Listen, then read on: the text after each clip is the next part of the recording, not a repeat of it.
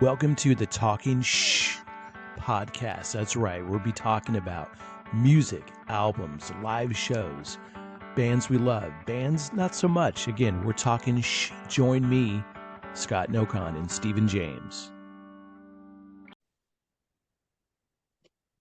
Hey, and we are back. This is Scott and Stephen. There we go. I can point the right direction. Stephen James. We are talking, and this is episode 40. Stephen, 40. Yeah, can you believe it? 40. So it's awesome. We keep humming along. Again, we're doing I guess I don't have to say when we're recording this, but why we are recording this. I wanted to get together and spend a few minutes just kind of celebrating Dave Jerden. Yes. Dave Jerden, producer. Actually, Stephen, he didn't like the name producer at all. He always was really more wanted to be known as an engineer. But let me name some bands, because this was like mid to late 80s. And if you didn't know him by name, you certainly knew him by the sound that he was able to produce with these bands. So here's just a few. Sure. Red Hot Chili Peppers, Yes. Jane's Addiction, Alice in Chains, Social Distortion, The Offspring, Anthrax, Fishbone, Meat Puppets, Spinal Tap. Wow. Also engineered and mixed some albums by the Stones, Talking Heads, and Frank Zappa. And like I said, you know, he stated that he disliked the term producer, preferring to refer to himself primarily as an engineer. So why? Yeah, he had to have started with Zappa. That's what that brought him where he's at. Yeah, I'm going to pull up the time, and we're going to, you know, the chronologically. There we go. Like I said, I'm not a sponsor, so I won't show the label. But you know, it's Friday. It's been a good week. It's been a long week, but very busy for me too. Yeah, but we're putting up. So yeah, Stephen, you're probably right. Just based on who those artists are. I know. So Dave Jerden, he passed away February 5th. I didn't realize, and this goes to show you that when I was listening to Dave Jerden, that I was in my 20s. Wow. He passed away at the age of 75. And when I read that, I'm like, wait, what? I'm like, well, yeah, I guess, because he hasn't done anything in 20 years. And there's been a lot of stories about that. And if you don't know about him at all, and you're listening to us, so you probably listen to similar music, go in and check out certainly Dirt, but the first two Alice in Chains records, and I'm going to run through right now, Stephen, all of them that he did, because I think it's worth mentioning. But Facelift, I remember when that came out in 90, and I probably don't need to, but I'm going to go ahead and just highlight a couple of the songs, Stephen, because this one in August, late August 28th, released on Columbia Records in 1990. That was kind of in the 1990. Wow. Yeah, in the heyday. I was 20 years old, playing. Excuse me, choking me up. I was playing in bands, and Alice in Chains heavily influenced me during that. Interesting. During that I didn't know that. I didn't know that. Yeah, it was more a matter of just really the sound, which now if you kind of dissect it a little bit, could be, well, yeah, he didn't write the songs. The sound that was produced, the harmonies energy, is what I always remember from. But the harmonies were great, but just the guitar and everything around it, for me, it's like, wow, this is Dave Jerden. And that's when I got really kind of, I started to know him by name, right? And I followed through. Again, I think everybody knows, again, if you're fans of metal and hard rock, the singles off Facelift, We Die Young, Man in the Box, Bleed the Freak, Sea of Sorrow, just such a great record. And he was part of it. 2 years later, Dirt. He, again, not liking the term production, he engineered. He wasn't the producer, he was the engineer. But, he was responsible for kind of putting that all together. Again, that record, critically acclaimed, peaked at number 6 on Billboard, 5 times platinum. That was their highest record to date. The singles on that were just phenomenal. Wood, Them Bones, Angry Chair, which is one of my favorite all-time Alice in Chains songs, Rooster, Down in a Hole, and the videos.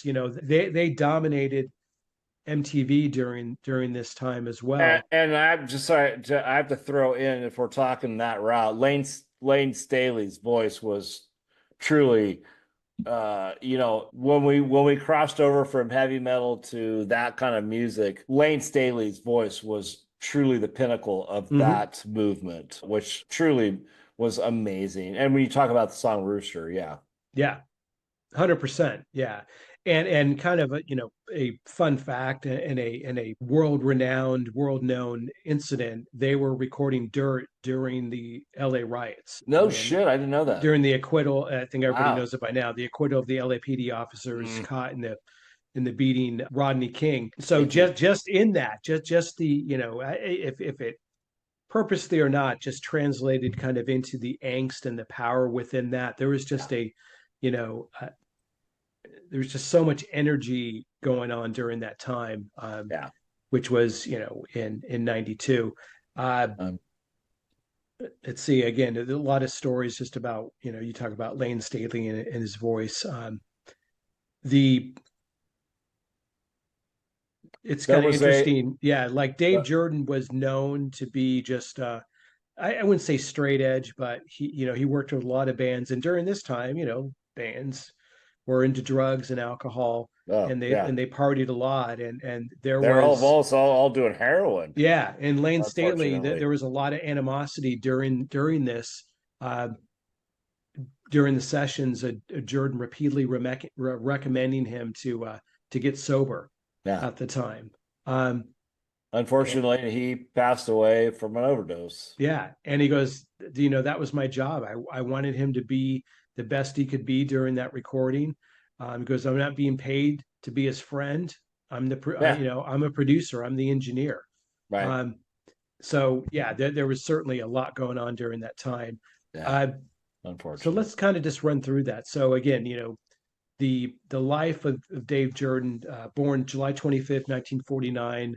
Again, I said passed away just when we record this 2 days ago on December 1949. February 5th. February 5th, 2025. 75, you said? Yep. Wow. Yeah. Sad. Yeah. So just a few months shy of that. Best known, again, we talked about the band's career in production, developed his engineering and mixing skills at El Dorado Recording Studios in Hollywood, beginning in the late 70s. I got a buddy of mine, Pete, and when I saw this news come through the other day, I sent him a text, and is everyone the best texter in the world? No, I am, but no, you're good. You're good. But I'll just, there's nothing I'm exposing on this, but I just go, hey, did you work with Dave Jerden? Yes. I go, I thought so. He just passed away. His work left lasting memories for me, listening. And I was listening to Alice in Chains Dirt right now. He hasn't written back, but he worked in the studios, he was over at Capitol. So, those guys, Jerden and others, would come in, as I recall, going back a number of years and kind of use that space. So again, you work for somebody for a little while, maybe a long time. I don't know how close they were, but if you knew them, as we age, right, things like this have an impact, right? So absolutely. For me, it was more of someone, I didn't know. I knew of him. I knew what impact he had on me as far as the bands I listened to and enjoyed, with Alice in Chains being kind of right at the top. But, the Jane's Addiction records he produced and mixed, Fishbone, loved during this era. I really like that band too. Yeah, they were so great. And here's a little fun fact, Stephen. So, in this same time frame when all those records are coming out, late 80s or before, for a while, and I remember these are the shows we play at the time in Hollywood. And I remember vividly in playing at the it was so vivid, I can't even remember the name, at Gazzari's. I played there. Yeah. And I used to watch Bill Gazzari up in the top Hey, So when you play on the stage, and he would sit way sexy up in boys, top. sexy Yeah, he girls. would sit up in Yeah. the top, Yeah. that gray hair. And I'm not going to say the things he was doing up there, but Yeah. I remember seeing him. I think that the band I was in, we played there a couple of times, and there's like, oh, you got to watch Bill Gazzara while he's up there. So Yeah. I'm sure No, you have recollections of that yeah, too. I So I funny. lost track how many shows we played there. We could have played there 25 times, you Yeah, know. he was snorting So coke 25 times too. So, oh, did I yeah, say that out loud? Sorry, yeah, he's dead. It doesn't matter. yeah. But there was a lot going on. But in that, and in that, not purposely just to be different, but that we at the time, the music we were playing and the bands we were playing with, we weren't the perfect fit, which was awesome. And so when we would get there and before our set, for many many shows we played Fishbone before we came out, and Thanks. the guys were, that the sound guide, I forget his name, but all good people that I remember interacting with during that time. GLY ain't no got no Yeah, alibi. just You're so playing ugly. Yeah, Fishbone. They go, yeah, yeah, yeah, go ahead and just play it. But again, his work on Anthrax, The Offspring, Meat yeah, Puppets, absolutely. Biohazard, Sacred Reich, he did those too. Sacred Reich. Holy shit. Yeah, so That's he was OG. all over the place. Yeah, we talked about again how he was, he was sober. He got again, it's one of the stories. So the Replacements, Paul Westerberg, Tommy Stinson, who have gone on, and they were known during that Stop. time, at being, you know, big partiers, right? He Oh when he yeah. was producing the record, which was back in 1986, "Pleased to Meet Me."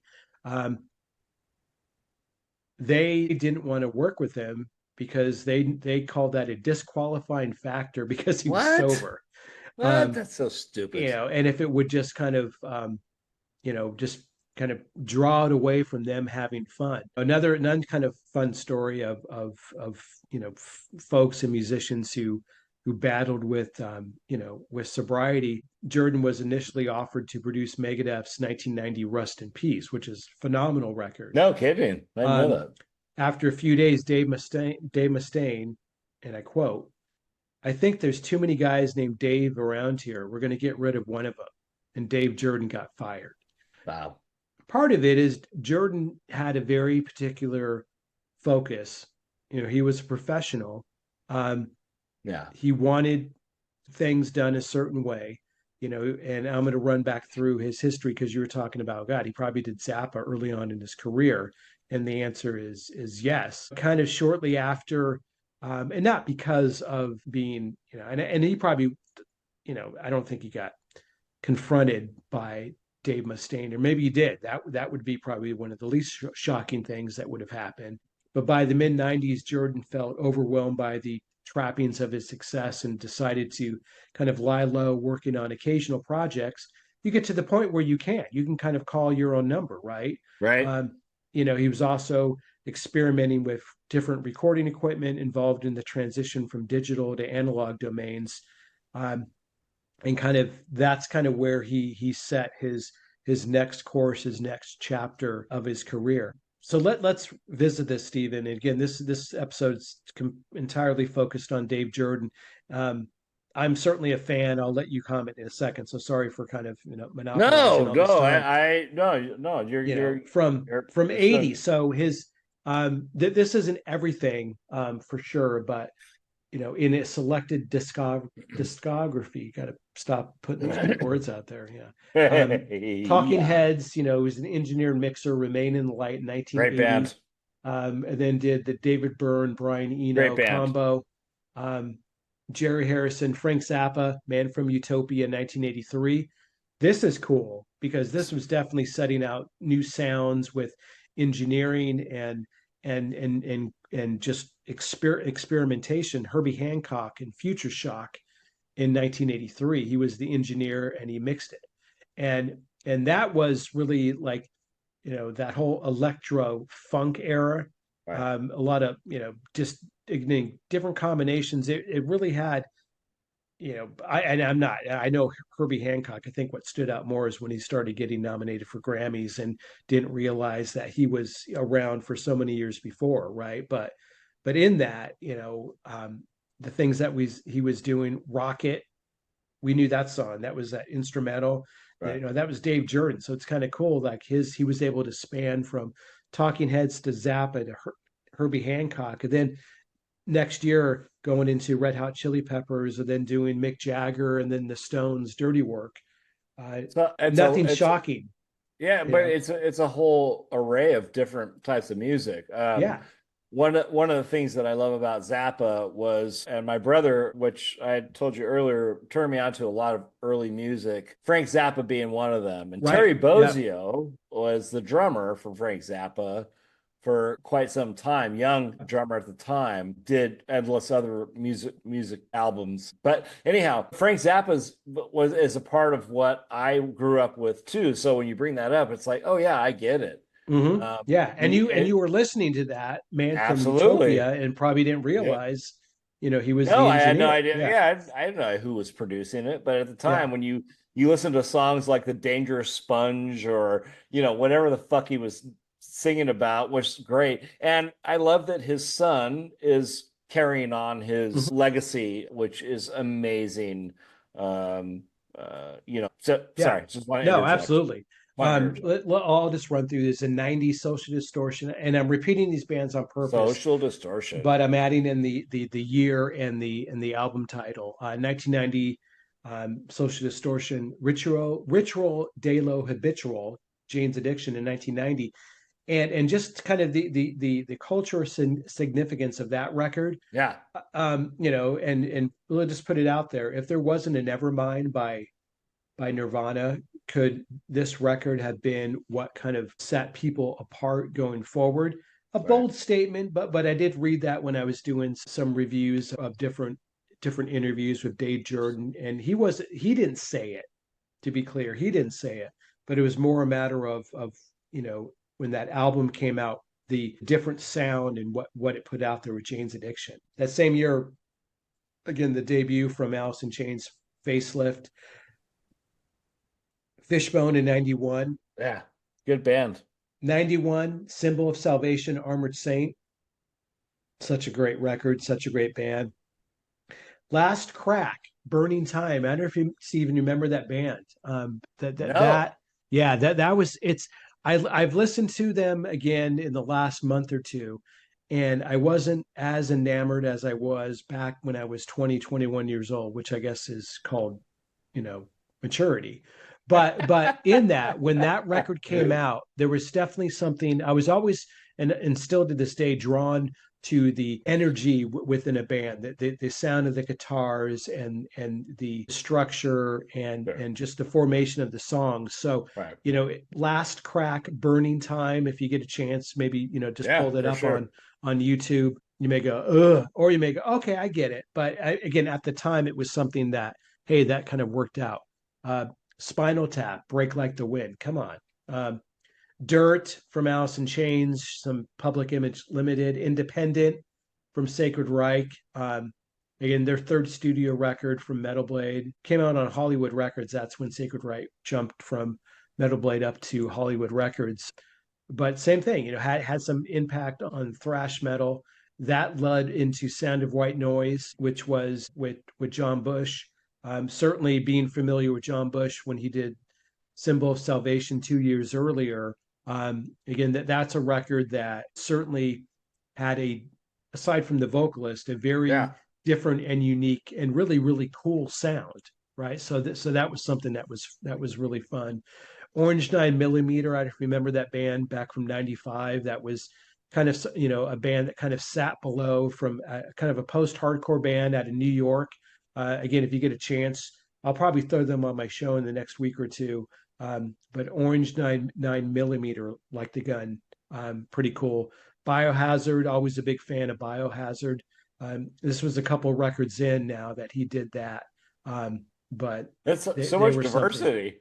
Goldfinger, which was a cool, fun band out of, it says Los Angeles. They were kind of Yeah. Orange County, but kind of, to your point, yeah, I agree. It's like falls So much right into, diversity. Yeah. kind of ska, poppy, Yeah. and then what really kind of set the world on fire from another Orange County band, Offspring. He did Ixnay on the Ombre, which was their fourth Good studio band. record. in '97, and then he did Americana in '98.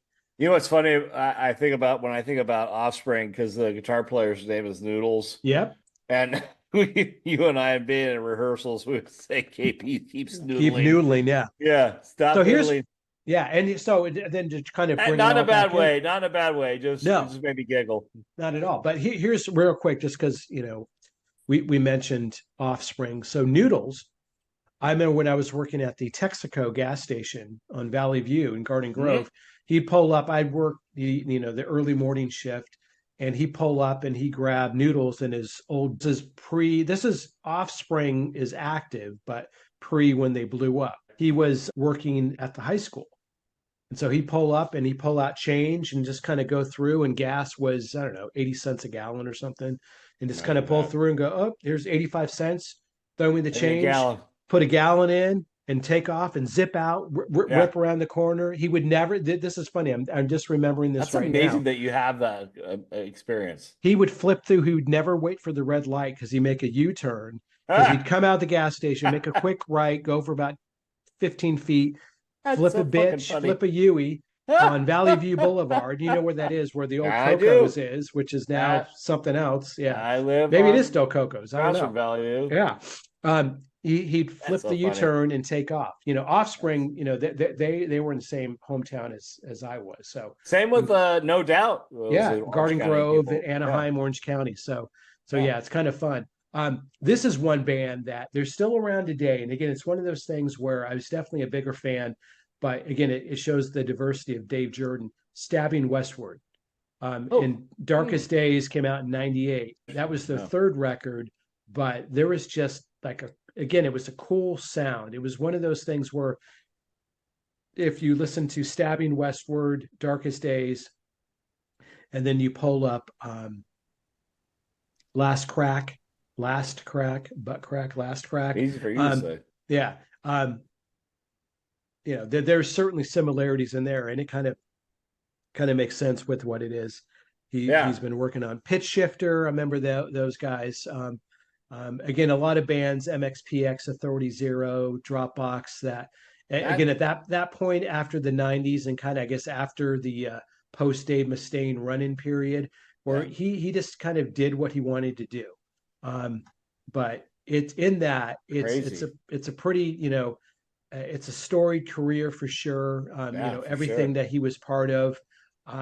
Again, when I was flipping through social media just 2 days ago, and when this was popped up, I'm like, oh man, And Yeah. again, surprised that he was that old, and and and that's just kind of how it goes, right? Yeah, Um, sure. but in that regard, it's like, wow, he's 75. I guess so, because I was a kid when I started listening to him, 20.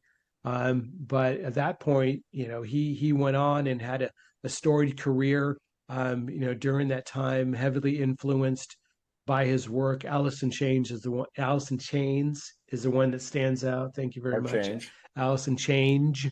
Um, Well, I mean, for you and I, and those that are probably our age, we don't feel the way we do now. We still yeah. have that flair of being young and enjoying heavy metal and being heavy metal musicians, whether it was KNAC that stopped playing, and then we went to the new age of, what we're talking about now with Mhm. Alice in Chains and all those bands, which, to this day, to me, back then I was pissed about it. And to this day now, I'm like going, those are good bands. I mean, there's some good bands that came Absolutely. out of that, Yeah. so I don't have a hate anymore. I did back then, but as we age and we understand music is music. We're musicians. Scott and I are musicians.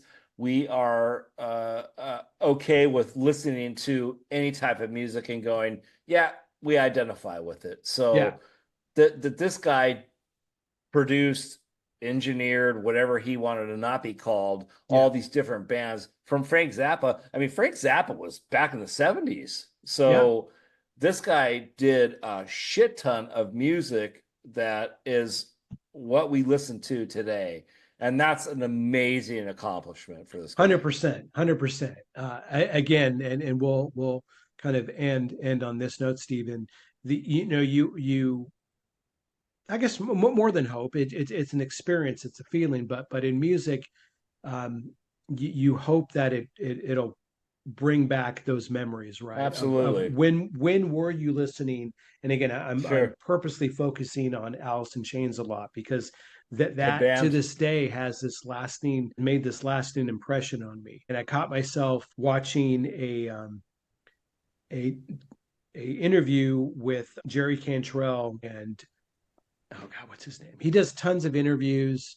Even the new the singer that narrows it down. Yeah. Replaced him is amazing. Oh, he is. Yeah, I've really not really listened to much of him, but just as far as again just everything that Alice in Chains produced during those first two records for sure was phenomenal. And again, I caught myself following, engineers to some regard because I like their sound. Terry Date is another one that we could probably talk a whole show about with what he did with Pantera and other bands. Soundgarden, just phenomenal. Those sounds always stood out and made such a difference to me. So again, I thought it was worthwhile. Thanks, Stephen, for kind of indulging me and just kind of taking this time just to pay homage. I learned from you, brother. Yeah. I mean, I learned more from you than that, because I'm just a drummer.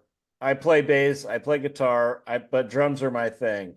But to be in a conversation with Scott to learn more than I've ever known is such a gift. So I thank you for always educating me more on things that I've not known, these engineers and people that do, because I know the bands, obviously. I'm not going to be like, oh, who's that band? Yeah. But people that produce, engineer, it's a nice thing to know. So we hope that gives you guys education too that are watching this. Yeah. So in that, no, thanks for saying that, Stephen. Again, it's a little bit, if it can be.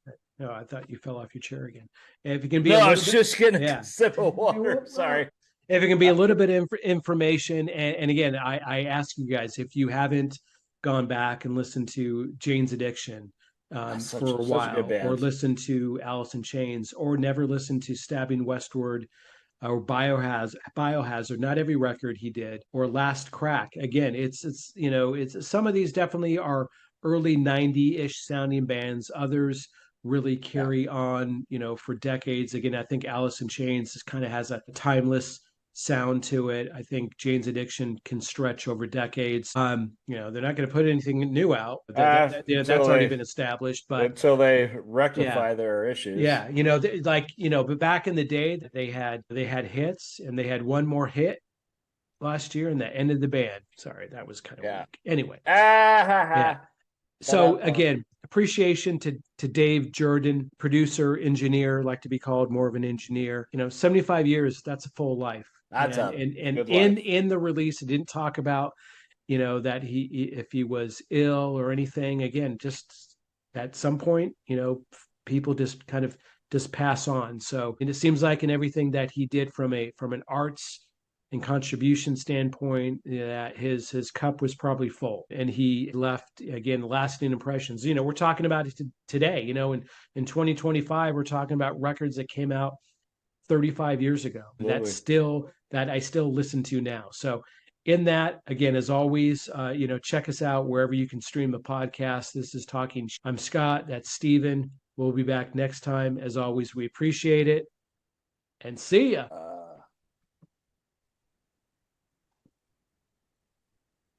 I got to find the button to stop. Thanks again for tuning in to the show. We'll be back every week with a brand new episode. Make sure you check us out on Instagram at Talking Show, and also listen on Spotify or wherever you can stream a podcast. See ya.